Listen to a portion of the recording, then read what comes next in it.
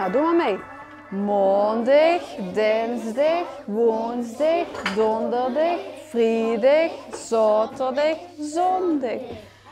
Het klinkt wat ongebruikelijk, maar de kinderen van groep 4 van basisschool Petrus Canisius in Putt krijgen Limburgsles. Met het 3M-project, ontwikkeld in Friesland, maar aangepast voor Limburg, kunnen basisschoolleraren nu aan de slag om de kinderen kennis te laten maken met Limburgs, maar ook Duits en Engels. De vraag natuurlijk, wat vinden die kinderen daar nou eigenlijk van? Ja, eigenlijk heel erg leuk. De kinderen vinden het geweldig om wat talen met elkaar te vergelijken. Het Limburgs komt erin voor wat natuurlijk heel veel kinderen spreken. Ze zijn erg nieuwsgierig naar Engels en naar Duits. Ja, en ze vergelijken de talen met elkaar en komen er zo achter dat heel veel dingen op elkaar lijken of juist niet. Mels, je hebt net Limburgsles gehad in Duits, hè? Hoe vond je dat? Leuk. Ja, waarom dan? Wat is er zo leuk aan?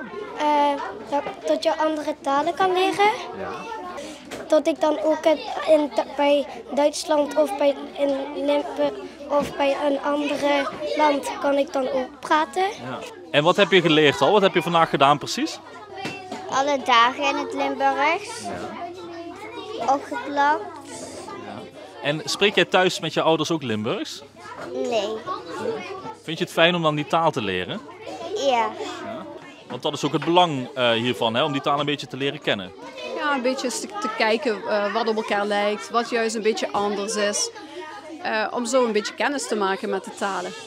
En kinderen kennis laten maken met talen is wat het CDA Beekdalen voor ogen had toen het de motie indiende die uiteindelijk tot de extra lessen leidde.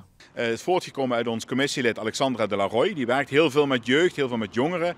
En die zag ook, en dat zien we ook een beetje in het verenigingsleven terug, die zag ook wel dat die Limburgse taal een beetje achteruit aan het hollen is. En dat wil niet zeggen dat daardoor ook de Limburgse cultuur onder druk komt te staan, maar het heeft er wel mee te maken. Dus daarom hadden wij zoiets van laten we hier een start mee maken dat er ook aandacht is voor het Limburgs bij de basisscholen.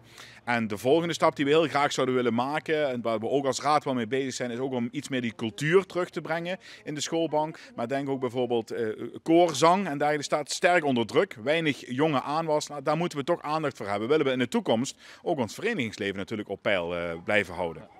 Limburgs is belangrijk natuurlijk, maar Duits is ook deel van de motie. Hè?